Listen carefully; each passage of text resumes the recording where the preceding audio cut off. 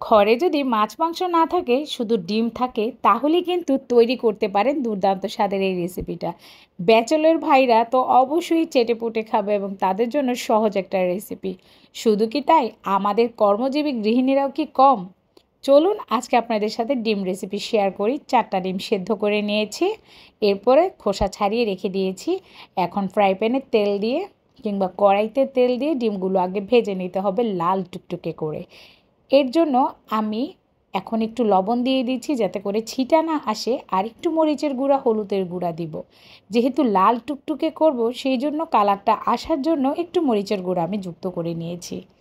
সুন্দর করে ভেজে নিব কিছু সময়ের জন্য।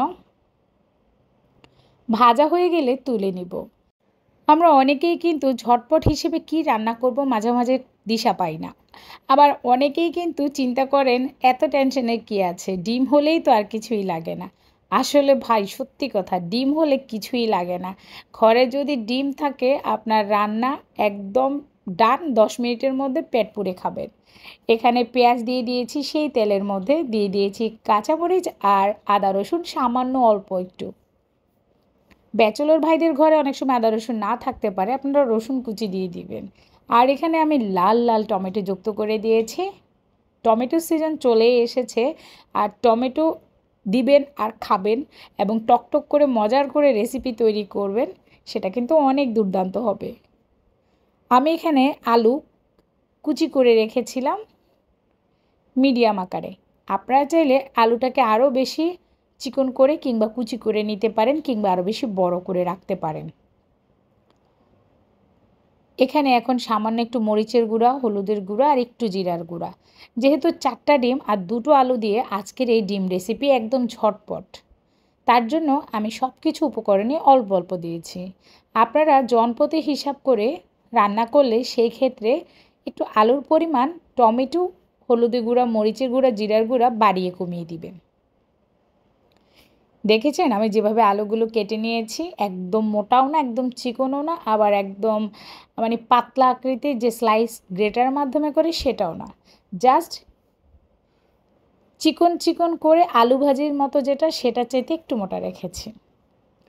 যাই হোক ভিউয়ার্স, আপনাদের উপর নির্ভর করবে, যার যত বেশি আলু কুচি করার যোগ্যতা আছে সে সেরকম করেই নেবে। এখন ভালো মতো করে নাড়িয়ে চাড়িয়ে নিচ্ছি। এরপরে সামান্য একটু পানি দিয়ে দিয়েছি কষানোর জন্য। মশলাও কষানো হয়ে যাবে, আমার আলুটাও হালকা একটু মশলা ভিতরে ঢুকে যাবে এবং একটু সেদ্ধও হয়ে যাবে।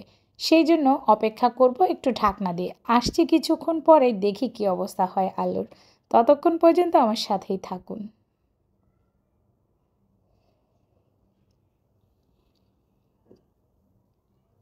চলে আসলাম আবারও, দেখি এবার কি অবস্থা। ঝোল শুকিয়ে এসেছে।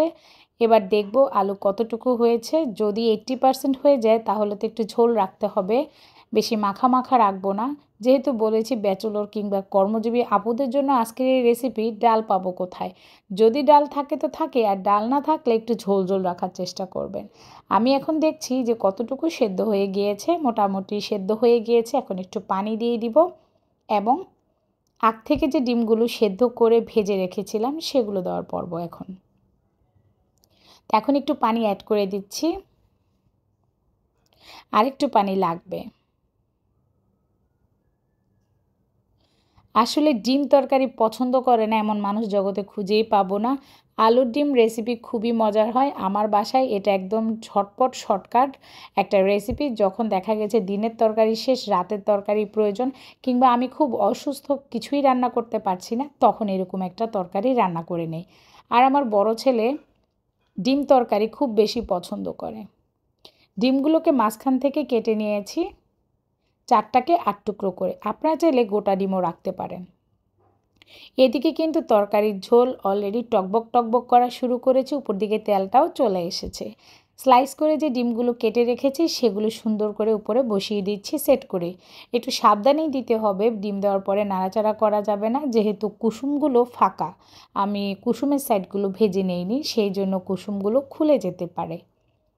তার জন্য অত বেশি নাড়ব না, জাস্ট চুলার আগুনটা বাড়িয়ে দিব। যতটুক ঝোল রাখার অতটুক রাখবো, আর বাকিটুকু আমি শুকিয়ে নেব। এরপরে দিয়ে দিব কিছু ধনেপাতা। ফ্রেশ ফ্রেশ ধনেপাতা দিয়ে দিবেন, তরকারির মধ্যে খুব সুন্দর একটা ঘ্রাণ আসবে। আর যেহেতু এখন শীতকাল, শীত চলে আসার আগেই কিন্তু আমরা অনেক ধরনের সবজি পাই। আপনারা চাইলেও সবজি দিয়েও এই রেসিপিটা করে নিতে পারেন, শুধু যে আলুই দিবেন তা না। ভিউয়ার্স দেখেন কতটা লোভনীয় হয়েছে, আমি আপনাদের সামনে পরিবেশন করে দেখাচ্ছি। আজকের ডিম রেসিপি আপনাদের কাছে কেমন লেগেছে? যদি কোনো না কোনো অংশ আপনাদের কাছে ভালো লাগে এবং মনে হয় গ্রহণযোগ্য, অবশ্যই আমাকে লাইক এবং কমেন্টসের মাধ্যমে সাপোর্ট করবেন। রেসিপিটা বাসায় একবার হলেও ট্রাই করবেন। আল্লাহ হাফিজ।